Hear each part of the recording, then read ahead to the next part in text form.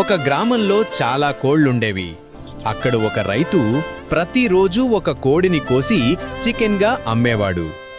అందుకే అన్ని కోళ్లు భయంతోనే జీవించేవి. ప్రతి కోడి కూడా ఒకరోజు నా టైం కూడా వస్తుంది అని భయపడేది. ఒకరోజు ఒక తల్లి కోడి ఒక గుడ్డు పెట్టింది. కొన్ని రోజుల తర్వాత ఆ గుడ్డులోంచి చిన్న కోడిపిల్ల బయటకొచ్చింది. తల్లి కోడి తన బిడ్డను చూసి చాలా సంతోషపడింది, కానీ వెంటనే భయపడింది కూడా. రైతు ఒకరోజు నా బిడ్డని కూడా చంపేస్తాడు. ఆ రాత్రి అందరూ నిద్రపోయిన తర్వాత ఆమె తన కోడిపిల్లను తీసుకొని అడవిలో వదిలి వచ్చేసింది.